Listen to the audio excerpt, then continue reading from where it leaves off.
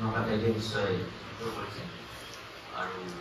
যিখিনি মানুহ ইয়াত উপস্থিত আছে তেওঁলোকৰ হয়তো অলপ কাম বাঢ়িছে যে আমাৰ কামখিনি ঠিকেই হৈছে। ৰহস্য সম্পৰ্কে মহাপুৰুষে বহু ঠাইত নিজৰ উপলব্ধি ক'বলগীয়া হৈছে। কবি নিজৰ ভাষাত history is like a rainbow, falling like false rivers in the sky, which catch the light as they fall, maybe like the grain of a rainbow. Parallels. These beats of a rainbow to catch Peter to move the reader and instill in his or her mind an alliance steering to some kind. I could call steering mind and magnets, which may border on creation again. But it's exactly this quality can be unknown and understandable, which goes to make me read the point. এই রহস্যময়টা তিনি ভেদ কৰি অনুবাদ কৰাতে কেনে ধৰণৰ camera সন্মুখীন হৈছে তেওঁলোকক ব্যক্ত কৰিবলৈ মই বিনয় কুমাৰ মজুমদাৰ ডাঙৰীয়া মঞ্চলৈ আহ্বান কৰিছোঁ।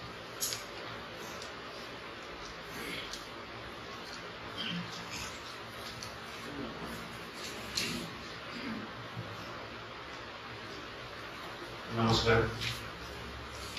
জয়ন্ত মহাপাত্ৰৰ কবিতাৰ এই অনুবাদ গ্ৰন্থ, এই অনুবাদ গ্ৰন্থখনৰ উন্মোচনী সভাত মঞ্চৰ আসন গ্ৰহণ কৰা সন্মানীয় মীনাক্ষী বৰগোহাঁই, বিভাসুদ্দিন ছাৰ আৰু আমাৰ এগৰাকী অতিথিৰ সভাপতি আৰু ভাৰত চৰকাৰ। প্ৰকৃততে ক'বলৈ গ'লে মানে এই অনুষ্ঠানটোৰ কথাটো, আয়োজনৰ কথাটো বা এই অনুষ্ঠানত কিছু কথা ক'ব লাগিব, এই কথাখিনি মোক যেতিয়া আমন্ত্ৰণ কৰিছিলোঁ কবি অনুভৱ ৰবিতে, সেইদিনা কৈছিলে তুমি 3 মিনিটমানৰ ভিতৰত কথাখিনি ক'ব লাগিব।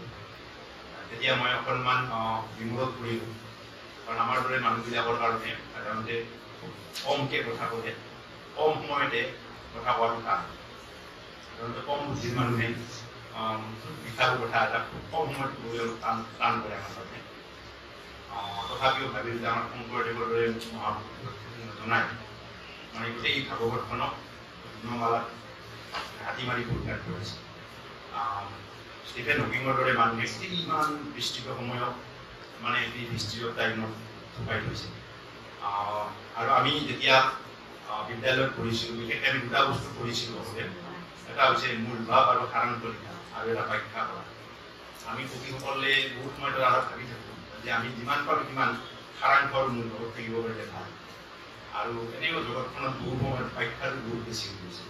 এই কথাটো ভাবি অনুভৱে যেতিয়া ক'লে যে খুব কম সময়তে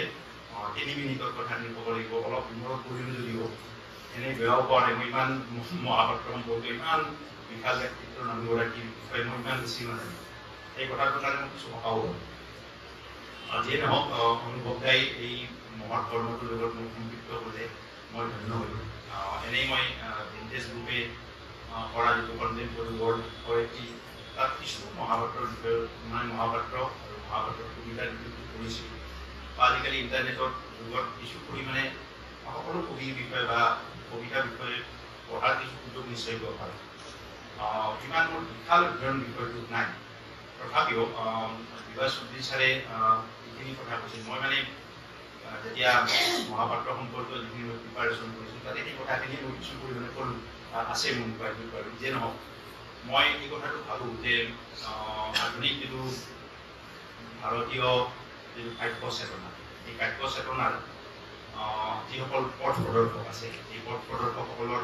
অন্যতম এগৰাকী কবি জয়ন্ত মহাপাত্ৰ। মহাপাত্ৰৰ কবিতা মই যিখিনি পঢ়িছোঁ, এই গোটেই কবিতাখিনিৰ ভিতৰত মই এটা কথা বিশেষ অনুভৱ কৰোঁ যে তেখেতৰ যিটো কবিতাৰ যিটো মূল বিষয়বস্তু, এই মূল বিষয়বস্তুতকৈ তেখেতে বহুত সময়ত দাঙি ধৰাতকৈ আনুষংগিক বা অনুষংগ যিবিলাক আমি কওঁ, প্ৰসংগ বহুত সময়ত বহুত বেছি দাঙি ধৰিবলৈ যেন বা স্পৰ্শ কৰিবলৈ যেন বা চুবলৈ যেন প্ৰয়াস কৰে। এই কথাটো মই কিছু অনুভৱ কৰোঁ। তাৰোপৰি আন এটা খুব গুৰুত্বপূৰ্ণ কথা মই এনেকৈ ভাবোঁ, তেওঁৰ কবিতাত শাব্দিক মিলন কৰি যাওঁ। শাব্দিক মিতব্যয়িতাতকে কাব্য চেতনা বা কাব্য ভাৱনাৰ যিটো মিতব্যয়িতা সেই বস্তুটো বেছি শাব্দিক মিতব্যয়িতাটো মই বহুত বেছি তেওঁৰ কবিতাত এই ধৰণৰ চৰ্চা বা এই ধৰণৰ প্ৰচেষ্টাটো ৰাখিছে বুলি মই যিখিনি কবিতা পঢ়িছোঁ সেই কবিতাখিনিত মই তেনেকৈ অনুভৱ কৰা নাই কিন্তু তেওঁৰ ভাৱৰ ক্ষেত্ৰত বা তেওঁৰ কাব্য চেতনাটোক আগবঢ়াই লৈ যোৱাৰ ক্ষেত্ৰত তেওঁ যিখিনি স্পষ্টতাৰে মিতব্যয়িতা মানে ৰাখিছে এই কথাটো কিন্তু খুব মানে দৰকাৰী কথা আৰু এটা কথা আমি সাধাৰণতে লক্ষ্য কৰোঁ যে আমি যদি গোটেই ভাৰতবৰ্ষৰ সামগ্ৰিক কাব্য বা সাহিত্যৰ কথাটো কওঁ আমি ওচৰ চুবুৰীয়া ৰাজ্য হিচাপে আমি যদি পশ্চিমবংগৰ কথা কওঁ বা উৰিষ্যাৰ কথা কওঁ আমাৰ ইয়াৰ কিছু ভাষিক মিলটো আমাৰ কিছু পৰিমাণে আছে পশ্চিমবংগৰ লগতো আমাৰ শাব্দিক মানে বৰ্ণৰো মিল আছে এই গোটেই কথাবিলাক আমি যদি চাওঁ তেতিয়া আমাৰ বিশেষকৈ আমি এটা কথা অনুভৱ কৰোঁ যে পশ্চিমবংগৰ অসমীয়া যিটো কাব্যৰ ধাৰা বা আমাৰ যিটো কাব্যৰ সুৰ এই সুৰটো বহুত সময়ত এক ধৰণৰ সুৰ এটা যেন আমি সদায় গ্ৰহণ কৰোঁ কিন্তু উৰিষ্যাৰ ক্ষেত্ৰত আমাৰ কাব্য বা পশ্চিমবংগৰ কাব্য বা অন্য ভাৰতবৰ্ষৰ অন্য সাহিত্যৰ যিখিনি কাব্য সেইখিনিৰ লগত ইয়াৰ কিছু এটা সুৰটো আমি অন্য ৰকমৰ দেখিবলৈ পাওঁ তাৰ মূলত মই অনুভৱ কৰিছোঁ যিটো কথা বিভাস চৌধুৰীয়ে কিছু পৰিমাণে কৈছে যে আমি যদি চাওঁ যে উৰিষ্যাৰ যিটো জনগাঁথনি উৰিষ্যাৰ যিটো সামাজিক প্ৰেক্ষাপট উৰিষ্যাৰ যিটো ভৌগোলিক বা প্ৰাকৃতিক যিটো গাঁথনিৰ কথা বা অৱস্থান এই গোটেই কথাবিলাকে সেই কথাটোক নিশ্চয় বহন কৰি থাকে সেই কথাবিলাকৰ জৰিয়তে আমি সামগ্ৰিকভাৱে গোটেই ভাৰতবৰ্ষখনক জনাৰ উপৰি উৰিষ্যাক জানিবলৈ উৰিষ্যাৰ চিন্তা চেতনা জানিবলৈ বা উৰিষ্যা সম্পৰ্কীয় যিটো ইতিহাস বা তাৰ সেই কথাবিলাক পৰম্পৰাটো কিছু পৰিমাণে জানিবলৈ যেন আমাক তেওঁ কবিতাই আমাক যেন সকাহ দিয়ে তেনেধৰণৰ কিছু অনুভৱ মই নিশ্চয়কৈ কৰোঁ আৰু এনেকুৱা ক্ষেত্ৰত জয়ন্ত মহাপাত্ৰৰ যিটো সামগ্ৰিক যিটো কবিতাৰ যিটো উত্তৰণ এই কবিতাৰ উত্তৰণে আমাক কিছু পৰিমাণে মানে চিন্তাৰ লগত যিটো সংবেদনশীলতা এই সংবেদনশীলতালৈ যিটো সংযোগৰ সাপোৰ এই সাপোৰ কিছু পৰিমাণে তেওঁ যেন দাঙি ধৰিবলৈ বা তেওঁ কাব্য ভাৱনা যেন আনিবলৈ তেনেকুৱাও কিছু অনুভৱ কৰে গতিকে তেনে এগৰাকী মহান ব্যক্তি কাব্যৰ যিটো চৰ্চা বা কাব্যৰ সৃষ্টিৰ লগত মোক